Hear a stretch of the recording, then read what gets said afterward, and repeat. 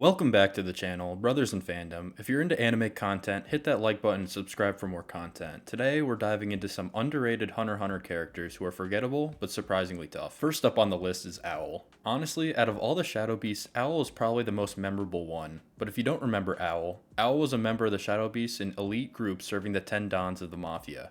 As one of their top guards, Owl was a significant figure in the underworld and known for his exceptional skills and Nen ability. Owl's position as a Shadow Beast highlights his status as one of the top Nen users in the Mafia community. In the Shadow Beast confrontation with the Phantom Troop, Owl put up a solid fight against the Phantom Troop, demonstrating his prowess by trapping Nobunaga in a car, showcasing his strategic use of Nen abilities. Owl is a conjurer, utilizing his Fun Cloth, which can shrink objects or beings without causing harm. This ability allows him to transport or trap items and opponents efficiently. The Fun Cloth can change sizes at Owl's will and is durable enough to envelop a moving car. Owl's ability is perfect for stealth and capture, making it incredibly effective for surprise attacks.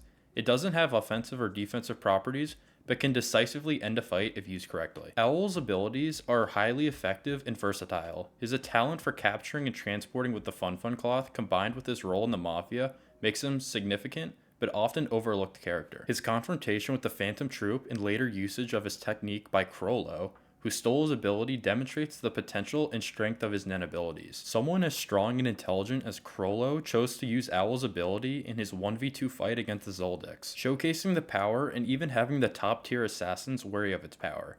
Owl really was the only one who showcased his ability against the Phantom Troop and deserves a spot on this list. Next on the list is Togari, a former Hunter Examiner. This character is very forgettable, but Togari was the one who made a return during the 287th Hunter exam. Known for his confidence and pride, Togari was driven by a quest for revenge against Hisoka, who had previously humiliated him in a fight the exam prior. Togari was an examiner during the 286th Hunter exam and was disqualified after an encounter with Hisoka. Fueled by his vendetta, he returned in the 287th Hunter exam with a plan for revenge. Togari confronted Hisoka in a hidden room during the third phase of the exam, showcasing his newly refined skills and attack techniques. Togari's signature move, the all-direction 4-blade style, involves spinning and throwing 4 hook-build knives with high speed. This attack, honed over 6 months, is designed for versatility and precision. Despite his previous defeat, Togari's dedication to improving his skills was evident. His high-speed blade techniques and strategic approach demonstrated his technical prowess. Togari's decision to challenge Hisoka, a top-tier fighter, shows both his confidence and his strategic error. While his skills were formidable, facing off against a seasoned fighter like Hisoka proved to be a mismatch. If Togari had chosen a less daunting opponent or found another path to exact his revenge, his skill set and determination could have made him a significant force. His flashy techniques and background suggest that with a different approach, he could have been a tougher competitor. Togari was one of Hisoka's many victims, but given the circumstances and how early in the Hunter x Hunter story this fight happened, Togari could have been a challenge to many other people in the Hunter exam. And if he didn't go up against someone as powerful as Hisoka, could have been a threat in the story. Due to the talent he showcased and his ability to learn a technique and showcase it in such a short time, a forgettable character like Togari earns a spot on this list. Next on the list is Baze, a bodyguard hired by the Nostrad family, who first appears leading into the York New auction arc.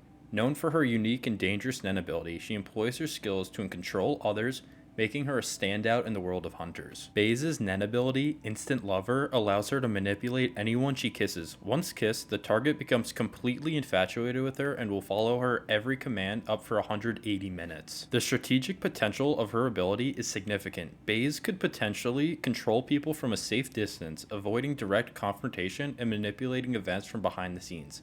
Unfortunately, this strategic advantage was not fully utilized. Baze first demonstrates her power by making Squalla fall in love with her, showcasing the immediate and overwhelming effect of her ability. This scene highlights her control over her targets and her skill as a manipulator. Despite her powerful ability, Baze's time in the story was short. She was unable to escape Franklin's bullets and was ambushed by Shizuku's Blinky, leading to her quick demise.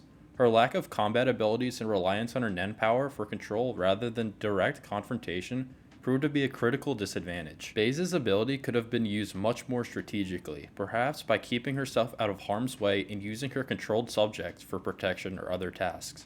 Her role as a bodyguard put her in the front line, which was not ideal for her skill set. On paper, Baze's ability combined with her appearance could make her a formidable and dangerous opponent.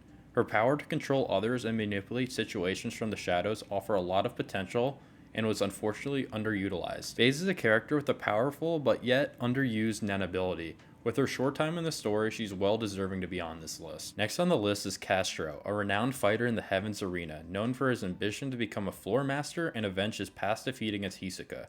Despite his impressive abilities, he unfortunately found himself up against one of the strongest fighters in the series. Castro's primary technique, Tiger Bite Fist, allows him to enhance his fist to mimic the claws and fangs of a tiger. This attack grants him incredible strength, capable of causing severe damage and mutilation. Wing noted that if Castro had focused more on perfecting his technique rather than his double, he could have become one of the greatest masters of this ability. Castro's secondary technique involves creating a doppelganger of himself. This clone can attack and confuse opponents, providing a tactical advantage in combat. The ability to summon and dispel this double quickly made it difficult for even Hisoka to discern its nature. However, the technique had flaws such as requiring intense focus and being ineffective in replacing environmental effects like dust and blood. Castro's fight with Hisoka was a significant one. In a previous battle against him, he managed to knock him down and score 3 points, something no other fighter had achieved. Hisoka saw Castro's potential at the time and chose to spare him in an attempt to rematch him when he was stronger. Castro went on to win 9 matches in the Heavens Arena without using his double leading up to the rematch. Despite his rigorous training and skillful use of his abilities, Hisoka ultimately outmaneuvered him and turned the fight in his favor. Castro's ability to combine his techniques into a powerful tandem attack made him a formidable opponent. Castro's use of his double and his powerful Tiger Bite Fist demonstrated his skills and tactical prowess. His ability to execute complex strategies and his impressive combat techniques highlighted his potential and made his defeat all the more impactful. Despite his strengths, Castro's decision to focus on abilities that weren't naturally aligned with his enhancer type led to his downfall. His inability to perfect his natural Nen ability combined with the flaws in his double technique ultimately contributed to his loss. Castro was a great fighter and put up a decent fight against a strong fighter in Hisoka, and he is well deserving to be on this list. Next on the list is Razor, one of the game masters of Greed Island, is known for his immense strength and intimidating presence. As the overseer of the game's emissive systems, he's responsible for maintaining the balance and function of the game's spells, including being the final boss in the quest for the plot of the beach. Razor's primary ability involves emitting his aura as a powerful red glowing sphere. He can hurl this sphere with great force, capable of causing significant damage. Razor demonstrated his prowess by effortlessly blowing up a boat and smashing opponents with his aura balls. Razor can create and control 8 Nen beasts known as devils, numbered from 0 to 7. These devils serve various roles, including teammates in dodgeball and a referee. They can redirect Razor's passes with incredible speed, though the ball's power diminishes with each pass. When 2 devils fuse, their combined strength increases significantly, creating a more powerful entity. For example, number 13, a fusion of number 6 and number 7, could catch Hisoka's throw and hold onto the ball effectively, showcasing its enhanced capabilities. Razor's confrontation with the Phantom Troop was marked by his display of power and control. Razor's presence alone was enough to intimidate the troop and force them to consider their options carefully. Razor's sheer power in the dodgeball game had Gon's teammates concerned for their life. That, with his control over the Greed Island convicts, shows his presence and his strength. Razor didn't play a huge part in the story, but anyone could tell how powerful he truly was and is well deserving to be on this list. Next on the list is a character many fans wish we'd seen more of, Wing. Zushi's teacher introduced both Gon and Killua to Nen. He's an assistant master to Shingen Ryun Kung Fu and a former student of Biscuit Kruger. Wing passed the Hunter exam and trained under Biscuit, rising to assistant master. He helped Zushi train in the Heavens Arena arc, and after hearing from Grandmaster Netero, helped Gon and Killua and took them under his wing. Wing initially showed the Nen of the Flame to Gon and Killua, which wasn't the real deal. But when the boys reached the 200th floor of the Heavens Arena, Wing revealed the true nature of Nen, helping them learn quickly despite his unconventional methods. Wing is a skilled enhancer, proficient in the 4 major principles Gyo, Shoot, and can maintain 10 at all times. His Nen ability hasn't been fully revealed, but he's demonstrated some powerful feats like cracking walls and producing extremely loud sounds. He's known for spotting potential in students like Gon and Killua when others couldn't, showing his deep understanding of Nen.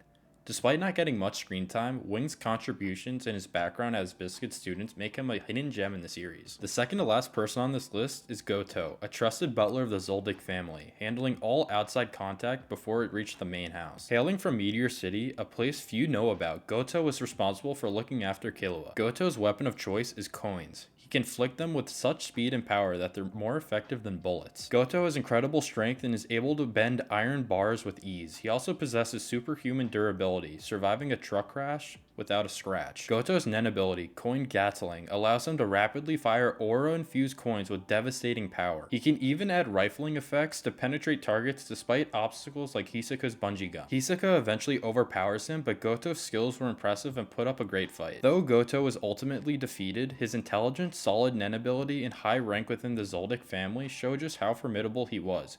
Hisoka may have made it look easy, but Goto's strength and skill earned him a spot on this list. And finishing our list is Aing Gan.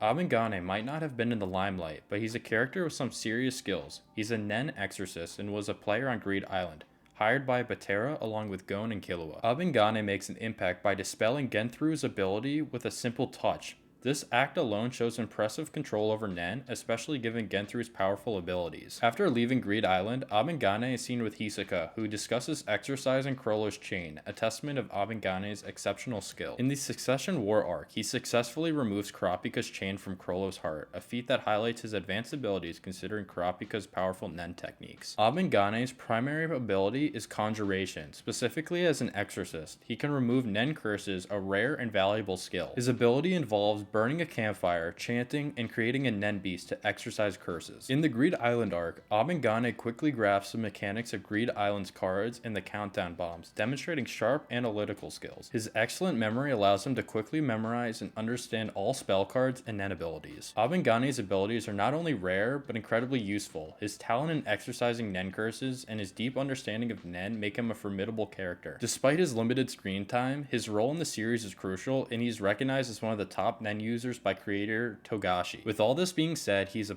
prime candidate for wrapping up this list. And that's all. If you like Hunter x Hunter content, leave a like and subscribe to the channel.